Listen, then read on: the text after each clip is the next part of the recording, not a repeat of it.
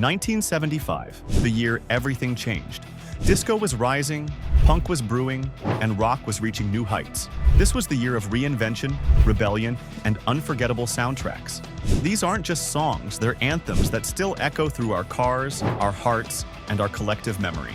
So today, we're diving into 10 of the most iconic tracks from a year that shaped music forever. Number 10, Slow Ride, Foghat.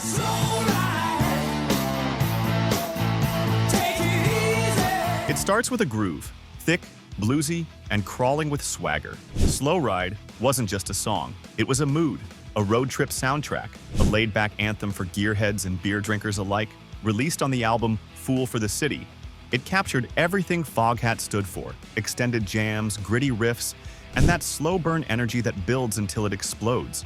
While it only peaked at number 20 on the Billboard charts, it hit number 1 in garages, basements, and car stereos across America. It wasn't a sprint, it was a cruise, and decades later it still rumbles like a V8 on an open highway.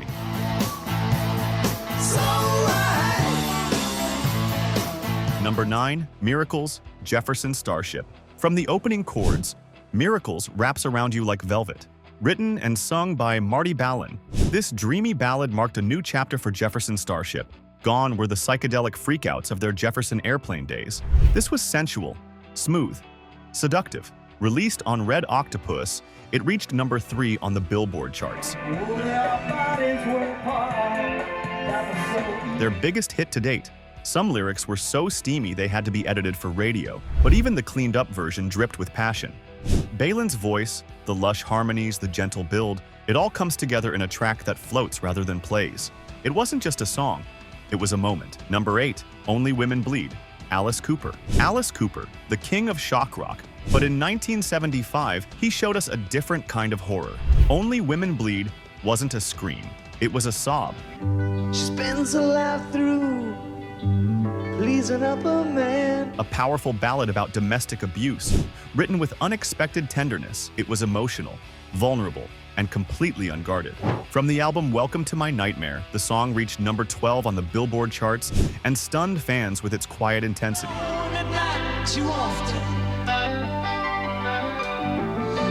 Cooper, known for blood and theatrics, stripped it all back, just a piano, strings, and raw pain. It was misunderstood at first. Some thought it was a love song, but the lyrics told a harder truth, one that still hits. Number 7, Love Will Keep Us Together, Captain and Tennille. Bright, bubbly, unshakably catchy.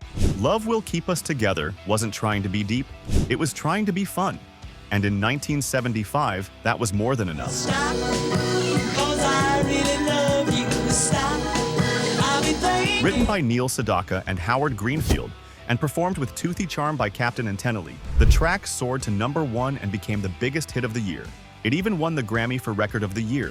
Piano-driven pop at its most infectious, it had harmonies, hand claps, and just enough sass to stick in your head for days. It was lighthearted, yes, but never lightweight. Number 6, Kashmir, Led Zeppelin. It didn't gallop, it didn't sprint, it marched. Kashmir was a colossus, a song that towered over the rest of physical graffiti.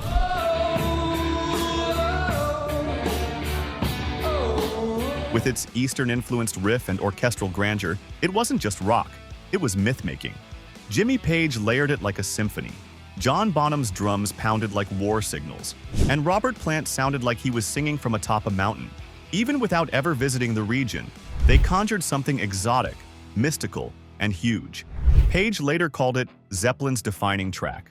Listen once, and you'll understand why. Number 5, Shining Star, Earth, Wind and Fire.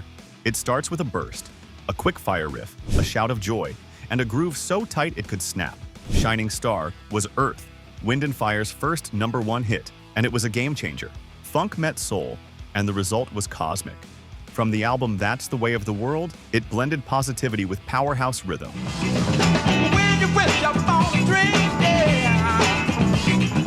Horns blasted, vocals soared. The message was simple: you're made of light. It wasn't just a chart topper, it was an anthem, one that told an entire generation they were meant to shine.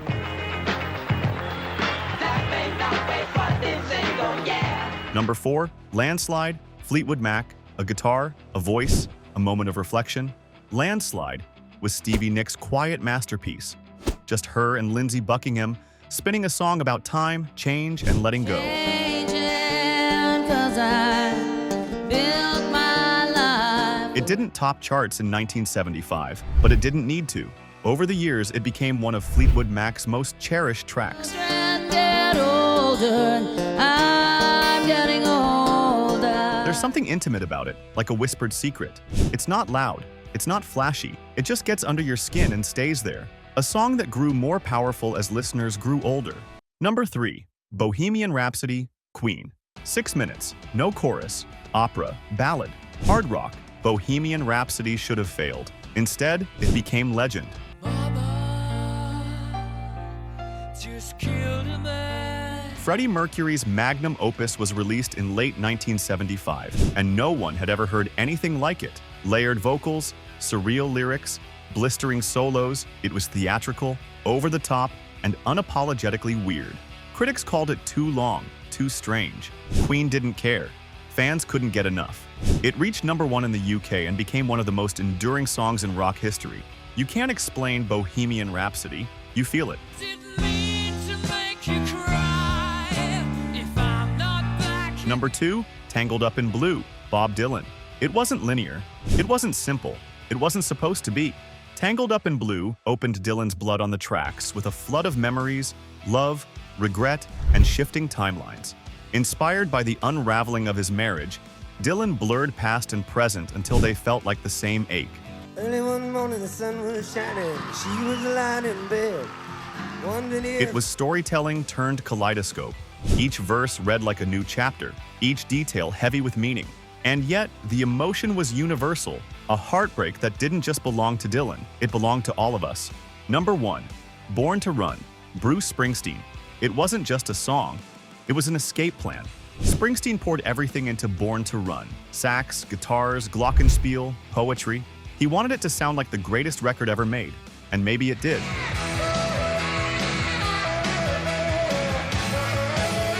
Released in August 1975, it was a cinematic all-out sprint toward freedom.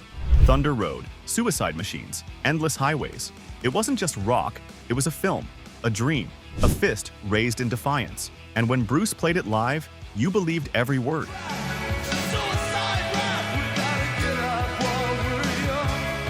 These songs didn't just define 1975, they defined moments, movements, and memories. This isn't just nostalgia, this is music history.